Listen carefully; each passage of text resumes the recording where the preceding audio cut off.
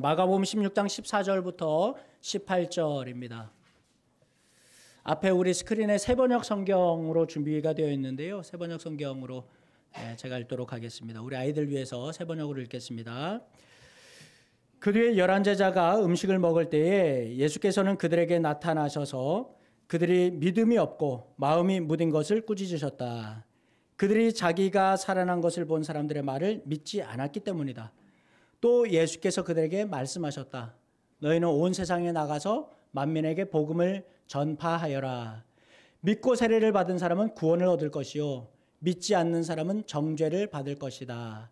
믿는 사람들에게는 이런 표징이 따를 터인데 곧 그들은 내 이름으로 귀신을 쫓아내며 새 방언으로 말하며 손으로 뱀을 집어들며 독약을 마실지라도 절대로 해를 입지 않으며 아픈 사람들에게 손을 얹으면 나을 것이다. 아멘.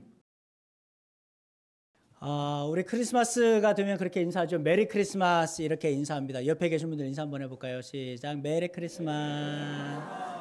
메리 크리스마스. 손도 한번 흔들어 주시고 메리 크리스마스.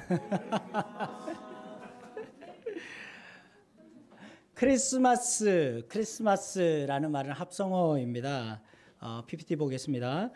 그리스도라고 말하는 크라이스트에다가 메스, 미사, 예배라는 말 이렇게 합성되어 있죠. 가끔 강단이나 아니면 크리스마스 카드에 보면 엑스마스 이렇게 되어 있는 도 있습니다. 엑스마스.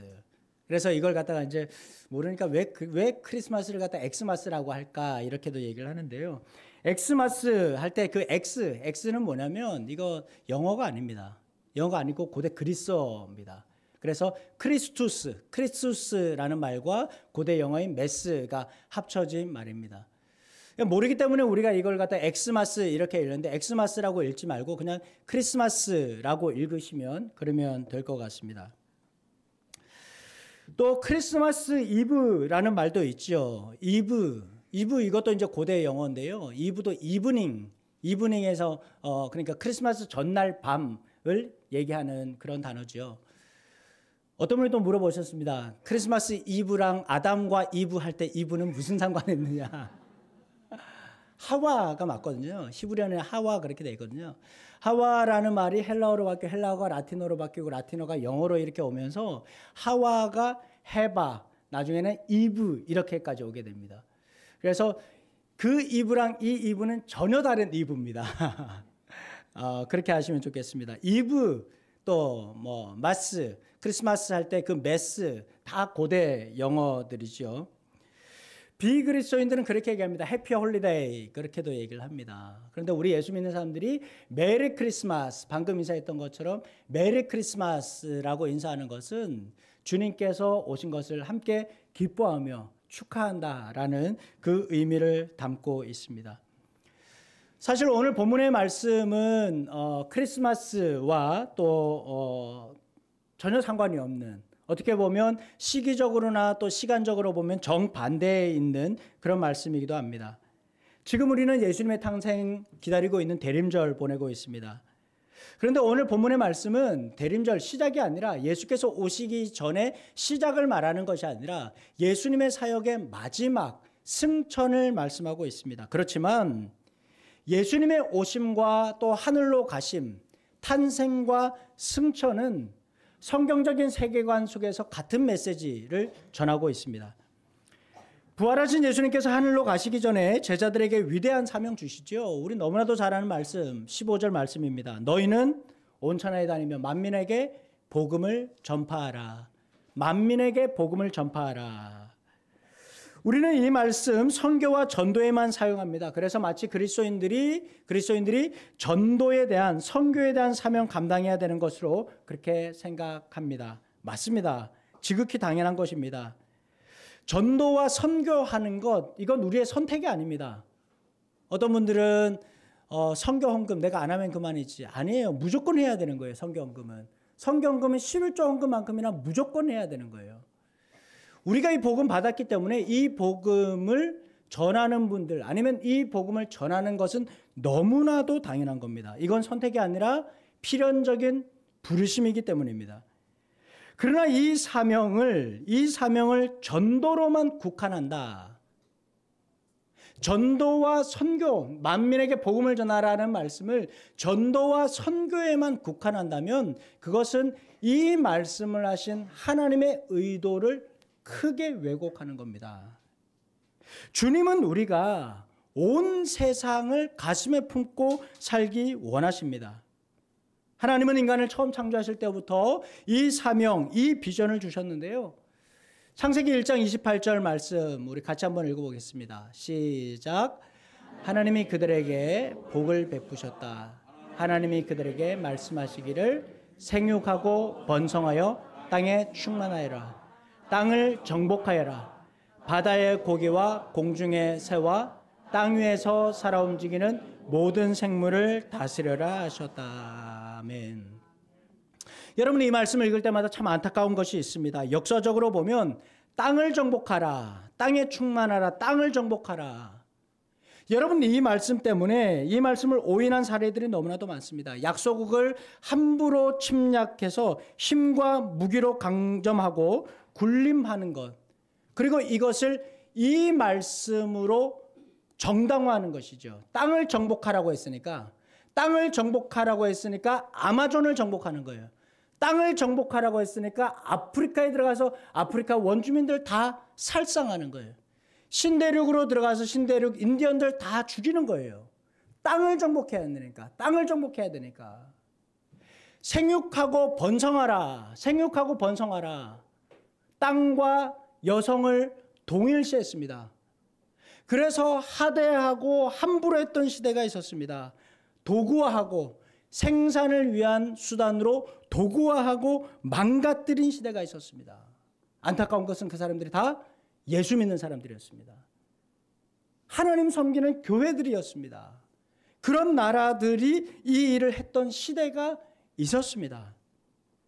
여러분, 본래 이 말씀은 그게 아닙니다. 하나님께서 창조 세계를 보존하고 관리하는 책임을, 이 세상을 보존하고 관리하는 책임을 사람에게 맡기셨다는 것이죠. 여러분, 우리 잘 아는 얘기 있죠. 청지기라는 말 들어보셨을 겁니다. 청지기. 이 땅을 보존하고 관리해야 될 책임을 사람에게 주신 거예요. 사람이 주인 노릇하면서 함부로 하라는 것 절대 아니에요. 그래서 여러분, 15절 말씀처럼 온 세상에 나가서 만민에게 복음을 전파하라. 여러분, 이 명령은 단순히 지리적인 명령만 얘기하는 것 아닙니다. 지리적인 것만 의미하는 것 아닙니다. 여기서 만민이라고 말하는 것은 사람만 의미하는 것이 아니기 때문이죠. 여러분, 영어 성경에서 보면 이 만민이라는 것, every creature, all creation 이렇게 얘기했습니다. 그러니까 이 세상에 창조된 모든 것, 모든 창조물을 얘기하는 거예요. 헬라어 성경에서도 보니까 헬라어 성경에서도 이 단어를 모든 피조물 이렇게 얘기했습니다. 사람만 얘기하는 게 절대 아니에요. 모든 피조물을 말하는 거예요. 모든 피조물에게 이 복음 전파하라라는 것입니다. 여러분, 복음이 필요한 것은 사람만이 아닙니다. 사람만이 복음이 필요한 것 아닙니다. 만민에게 복음을 전파하라는 말은 전도하는 것 이상의 포괄적인 의미 담고 있습니다. 우리가 생각하는 너무 단순하지요. 복음이 필요한 것은 사람의 몸도 아니에요. 이 세상도 아니에요. 그저 영혼만 천국 가는 거. 이게 복음이라고 생각하는 거예요. 지하철에서 예수 천국 불신 지옥 얘기 많이 들었습니다. 여러분, 이것만큼 복음을 왜곡시키는 건 없습니다. 여러분, 그게 전부가 아닙니다. 그건 성경이 말하는 수많은 것 중에서 하나에 불과한 것인데 기독교가 예수 천국 불신 지옥으로 대변한다는 건 너무나도 크게 오해나는 거예요. 너무나도 잘못하는 거예요. 예수의 복음은 우리의 영혼을 천국으로만 데려가는 것이 아니라 우리 몸에 문제가 있어요. 이 땅에 문제가 있어요. 우리가 살아가는 이 세상에 관심 갖게 하는 거예요. 여러분, 그래서 우리가 아픈 것 위해서 기도하잖아요. 복음이 필요하면 왜 우리가 이 육신을 위해서 기도하겠습니까? 왜 이 세상 살면서 경제적인 문제, 세상의 이 사회의 문제, 우리나라의 문제 위해서 왜 기도하겠습니까? 복음과 상관이 없는데. 그렇지 않습니까? 복음은 인간의 영혼만이 아니라 우리 삶의 모든 부분을 변혁시키고 회복할 수 있는 능력이 있습니다. 한 나라의 정치, 경제, 사회, 문화, 법과 제도를 넘어서 나라와 온 세계 교회와 종교, 자연환경, 기후에 이르기까지 모든 영역에 예수의 탄생을 알려야 합니다. 설교자를 대상으로 설교 주제, 어떤 주제로 설교하십니까? 설교 주제를 조사한 적이 있습니다. 목사님들한테 물었습니다. 기후 환경에 대해서 설교한 적이 있습니까? 70% 이상의 목사님들이 이렇게 설교한 적이 있습니다. 라고 대답했습니다. 이번에 똑같은 질문을 교인들한테 물었습니다. 30%만 기후 환경에 대한 설교를 들은 적이 있다. 이렇게 답했습니다. 70% 이상이 말했는데 30%만 들었대요. 이 조사를 진행했던 연구자들의 말에 의하면 교인들은 환경 문제를 복음의 영역으로 생각하지 않기 때문이다. 환경 문제는 복음의 영역과 상관없는 것이다 라는 충격적인 결과를 발표했습니다. 많은 그리스도인들이 복음을 사람의 구원을 위한 것으로만 오해합니다.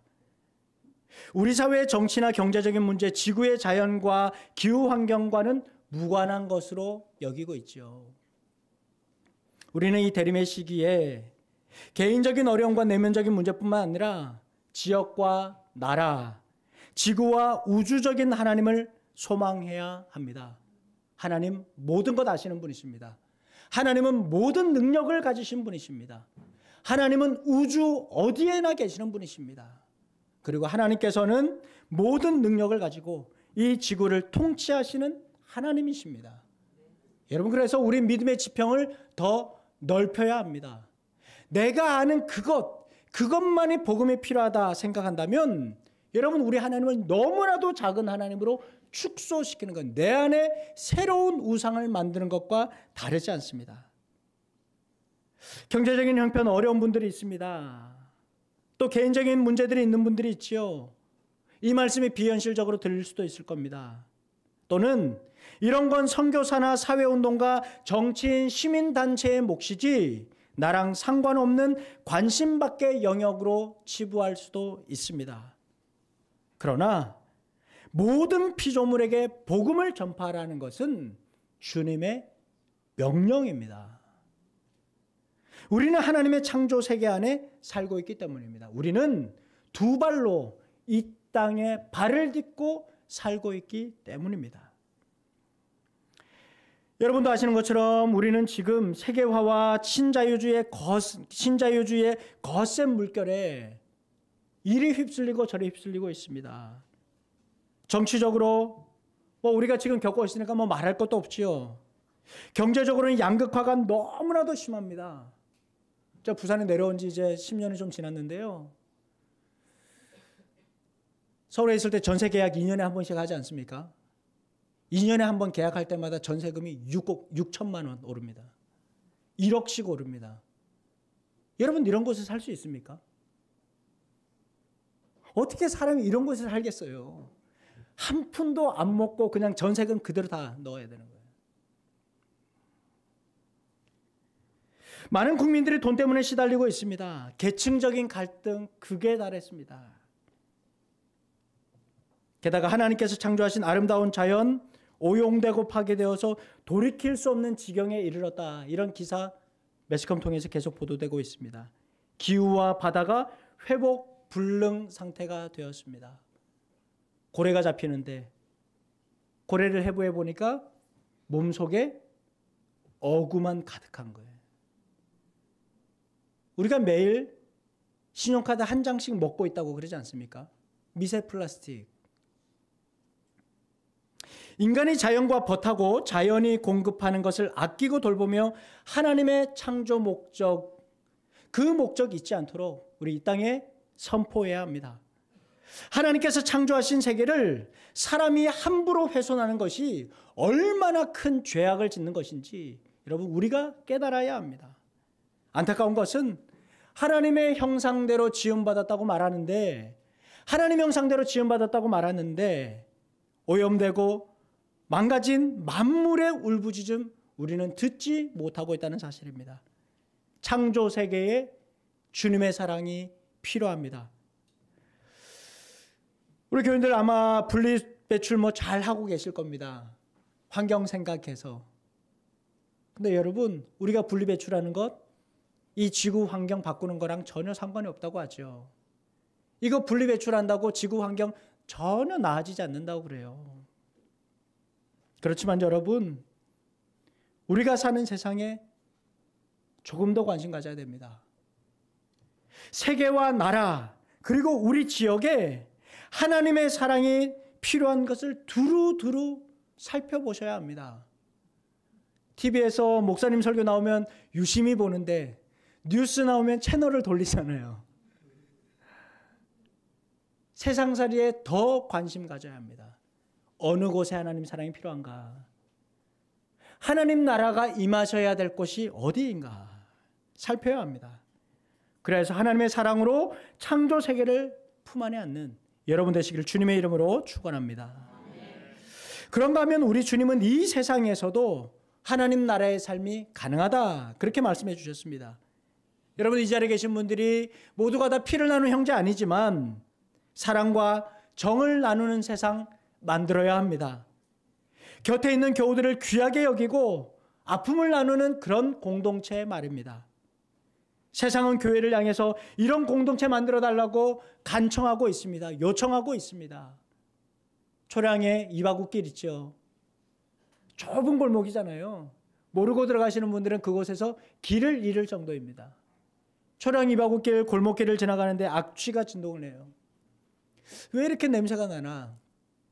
여기 냄새 나던 데가 아닌데. 몇 날 며칠 계속 냄새가 나서 사회복지요원의 경찰과 함께 문을 열고 들어갔습니다. 고독사했습니다. 여러분, 제가 이런 말씀 드리지 않더라도 우리 주변에 이런 일들 너무나도 많이 있습니다. 돈이면 되는 세상, 돈만 밝히는 세상. 여러분, 우리는 이 땅 가운데 하나님 나라 임하시기 위해서 울면서라도 하나님 나라의 씨앗을 뿌려야 합니다. 바로 그곳에 주님이 계시기 때문입니다. 대림의 시간이 오실 주님을 소망하는 것이라면 성탄의 바탕을 이루는 것은 임마누엘입니다. 하나님이 우리와 함께 계신다. 그래서 여러분, 마태복음 가장 마지막 장, 가장 마지막 절에 주님이 영원히 우리와 함께 계실 것이라고 그렇게 말씀하셨습니다. 주님은 우리가 이 사랑 나누는 곳에, 이 하나님 나라 세우는 곳에 주님 우리와 함께 하실 것입니다. 여러분, 이게 별거 아닌 것 같지만 주님은 이것을 믿고 사는 우리들에게 놀라운 표징이 따를 것이다, 그렇게 성경에 말씀했죠. 17절 18절에 이렇게 말씀합니다. 믿는 사람들에게는 이런 표징이 따를 것인데 곧 그들은 내 이름으로 귀신을 쫓아낼 것이다.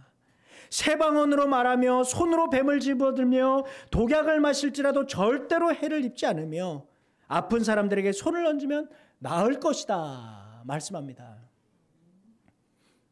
말씀드린 것처럼 지금 온 세상은 돈 귀신에 들려 있습니다. 생명을 소중히 여기지 않습니다. 돈 귀신이 우는 사자처럼 사람들을 삼키는 것이 자본주의 사회의 현실입니다. 20살 꽃다운 청년들의 생명보다 효율을 중요시하는 사회 문화, 사탄이 지배하는 세상의 대표적인 징표입니다.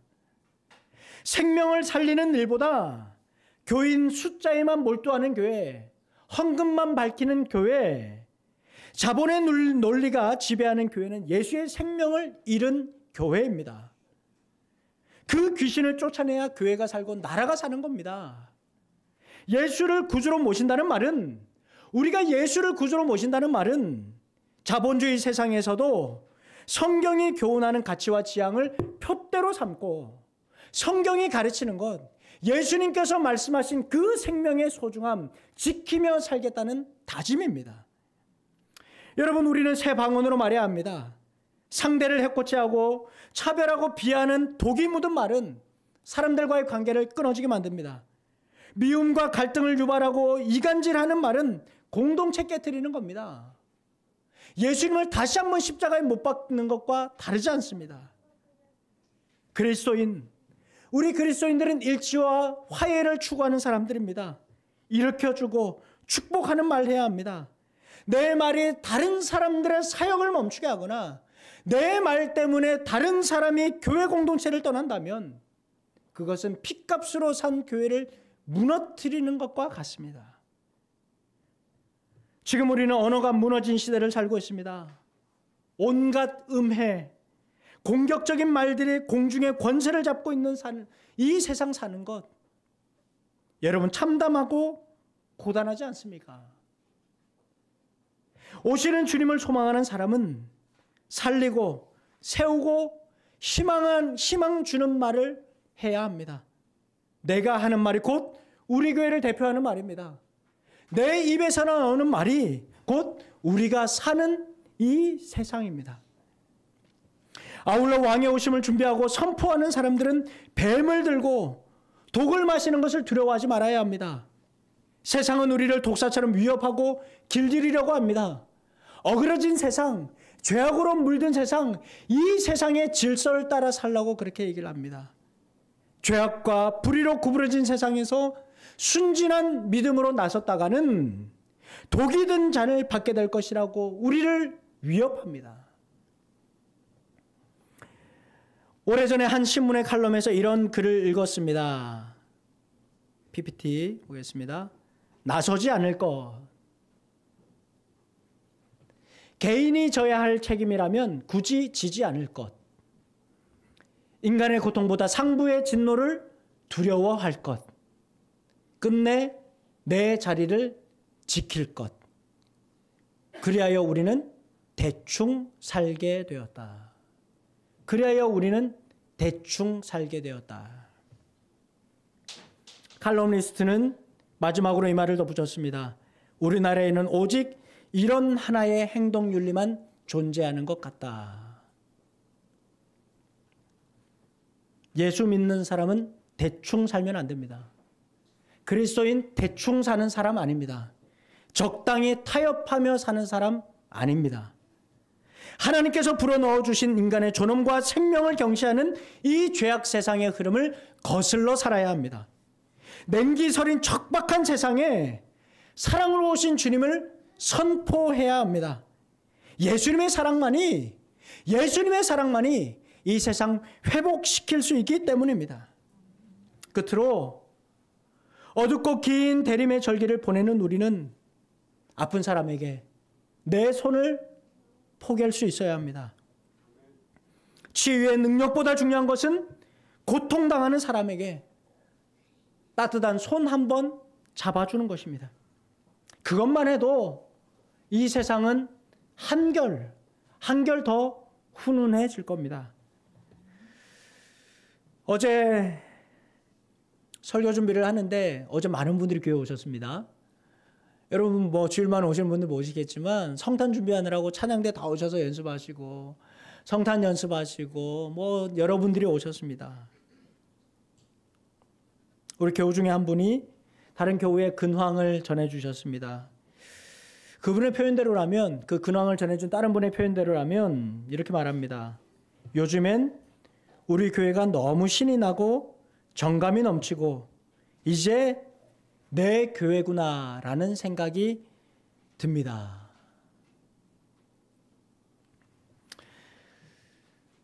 짧은 몇 마디에 제 마음이 얼마나 뭉클했는지 모릅니다. 우리가 정감 공동체 말하고 기도하고 그렇게 했었는데 한 분, 두 분 이건 느끼는 분들이 이제 계시는 것 같습니다. 제가 이렇게 답을 드렸습니다. 우리가 서로 아는 척하고 말 한마디 더 붙이고 옆에 있는 이들 손 한 번 잡아준 것뿐인데 참 감동적이네요.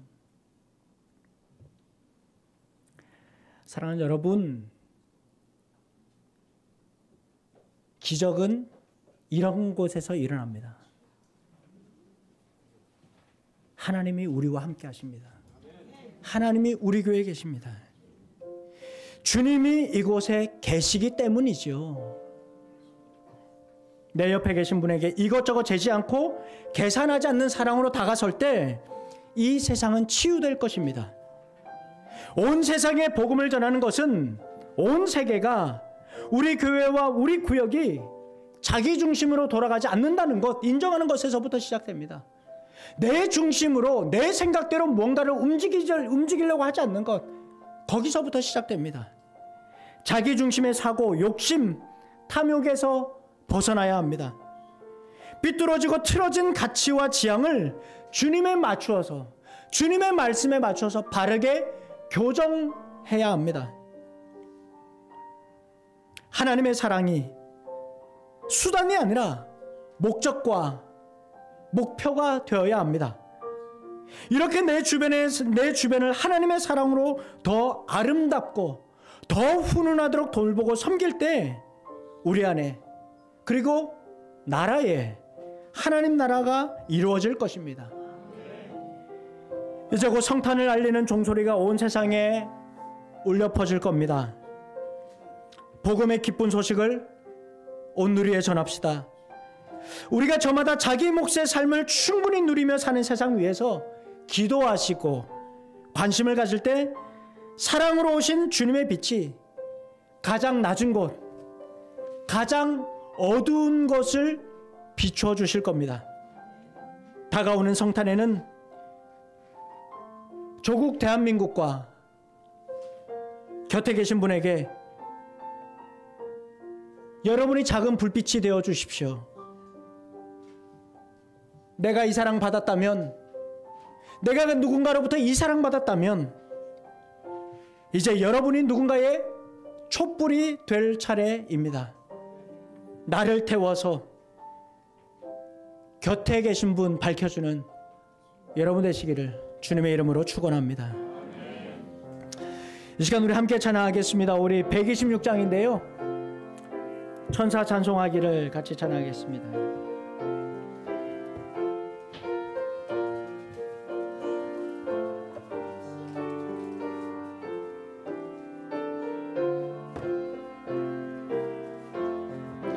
천사 찬송하기를 거룩하신 구주께 영광 돌려보내세. 구주 오늘 나셨네. 크고 작은 나라를 기뻐와 답하여 영광 받을 왕의 왕 베들레헴 나신 주.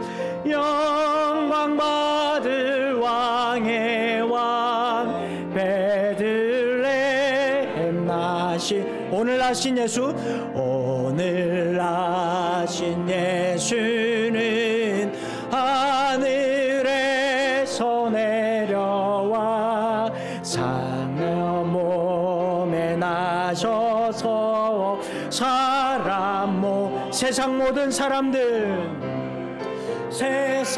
모든 사람들 영원하신 주님께 영광 돌려보내며 높이 찬양하여라. 영광 돌려보내며 높이 찬양. 의로우신 예수는 의로운 평화의 왕이시고 세상 빛이 되시며, 아멘. 우리 생명 되시네. 죄인들을 불러 거듭나게 하시고 영생하게 하시니 왕께 찬양하여라. 영생하게 하시니 왕께 찬양하여라.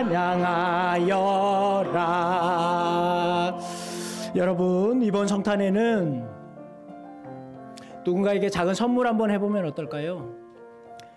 우리 주변에 계신 분들 뭐 작은 과일도 괜찮고요. 선물도 작은 것 부탁드립니다. 저 말고 저 안 챙기셔도 됩니다. 옆에 계신 분들, 내가 챙겨야 될 분들 뭐 크지 않아도 괜찮습니다. 사과 하나도 좋습니다. 작은 선물. 아니면 또 누군가를 식사 대접 한번 하면 어떨까요? 우리 교인들 말고 교회 밖에 계신 분들, 그리고 오랫동안 교회 나오지 않고 계신 분들, 아니면 우리 조그마한 아이들도 괜찮습니다. 그래서 예수님께서 우리를 사랑하신 이 사랑 우리가 누군가에게 비춰주고 또 전해줄 수 있는 우리가 되면 좋겠습니다. 같이 기도하겠습니다. 하나님 아버지, 빛으로 오신 주님께서 우리에게 새로운 빛을 허락해 주셔서 감사합니다. 하나님, 어둡고 칙칙한 정말 절망 가운데 있는 우리 마음속에 새로운 빛을 허락해 주셔서 감사합니다.